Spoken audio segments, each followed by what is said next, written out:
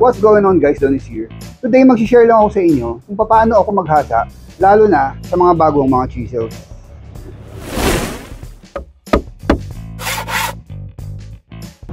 So pag naghahasa ako, yung ginagamit ko lang naman is itong diamond sharpening stone na 400 and 1000 grit.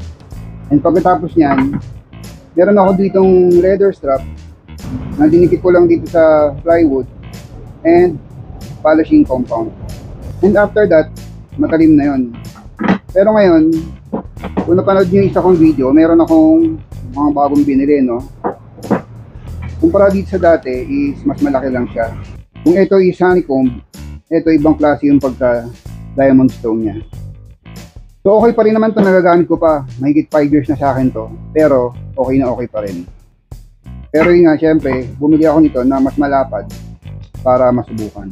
And ito nga, yung ginawa ko para pagpatungan lang ng diamond stone. So ito nga, bago tong chisel na to. And kung makikita nyo, yung mga grinding marks nito, no, tatanggalin natin yan. Actually, itong iba dito is nahasa ako na eh. Kung makikita nyo, yung difference nila, mas makinis na ito. Natanggal na yung mga grinding marks galing sa manufacturer. At pati na rin itong bevel niya, no, kung makikita nyo, mas makintab itong nahasa ako na. So, unang kailangan gawin is dito muna tayo sa pinaka-course natin, no. Ito kasi ay 240 grit na diamond sharpening stone. Meron ako ditong 600. Ito is 1,200. Nilagyan ko lang ng marka kasi hindi ko ma-distinguish yung 1,200 sa 2,000 grit. Para hindi ako malilito. So dito muna tayo sa course. And ang ginagamit ko palang pang lubricate dito is ito yung glass cleaner lang, no. Kasi mas madali itong mag-dry, no, para hindi kalawangin. Kung wala namang glass cleaner, ginagamit ko rin itong 50% na alcohol and 50% na tubig para madali siyang matuyo, no, hindi siya kakalawangin. Kasi yung plate nito, yung pinagkakapitan ng diamond sharpening stone, yung mga stone niya is metal plate. So ito muna kailangan nating mai-flat yung ilalim niya, no. Pwede namang kalahati lang, pero ako mas gusto ko yung buo para mas na-maximize ko hanggang sa dulo yung pagka-flat niya. So simulan na natin.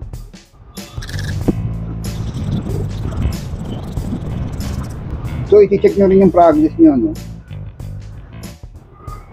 So kung makikita nyo, dito lang tumatama yung grinding stone at konti dun sa dulo. So kailangan mawala din itong mga to.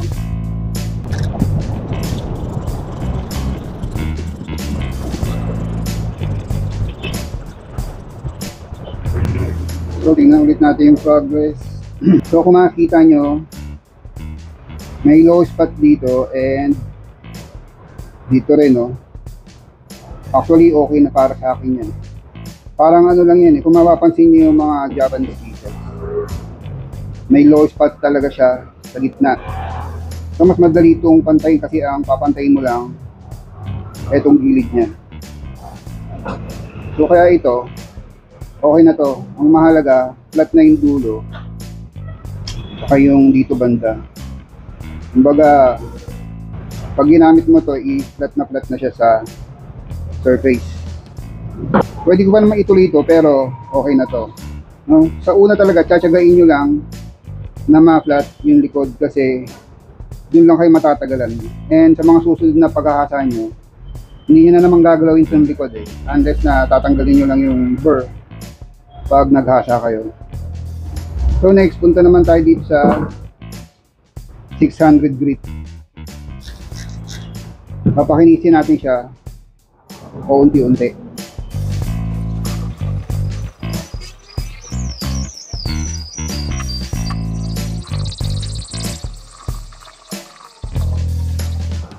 So yun, makinis-kinis na, no? Makita nyo, halos nawawala din naman yung low spot sa gitna. Dito naman tayo sa 1,200.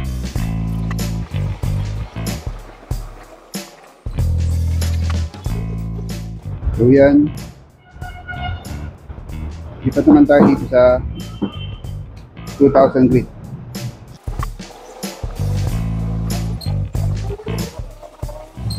So ito, no, hindi ko alam na hindi pala naka-record kanina, no.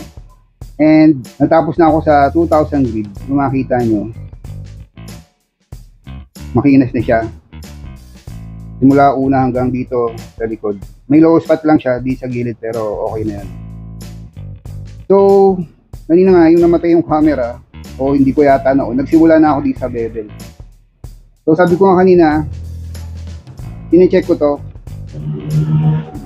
And kung makikita nyo, hindi pantay. Mas mataas yung cutter niya, banda rito. Kumbaga nakaganon siya. Hindi siya 90 degrees dito sa edge. So, ito nga, nasimulan ko na, and nagagrind ko na to, no, yung mas mataas na part. No, sa pag-grind nito, isanapin mo lang yung bevel niya. So yan, and kung saan mas mataas na part, doon mo ilalagay yung pressure ng daliri. So kaya dito. So ito nga, nag-grind na siya, and nasimulan ko na nga ito kanina. And tutuloy lang natin hanggang sa pumantay na siya. No, check niyo palagi yung progress nyo kasi baka sumobra naman. So, tuloy na.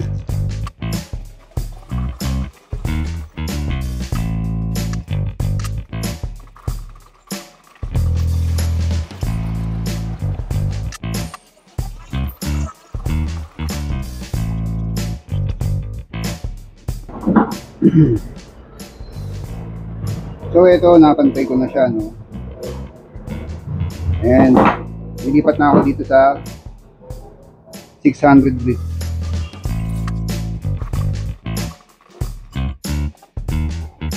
And then, yun na tayo sa 1,200.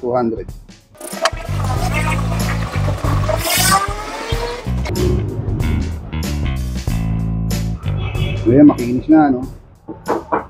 Makinisin pa natin lalo. 2,000 grit.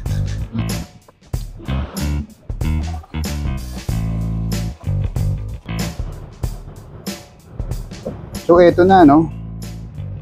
Look sharp and it feels sharp. So, tetestingin lang natin to dito sa kapirasong papel.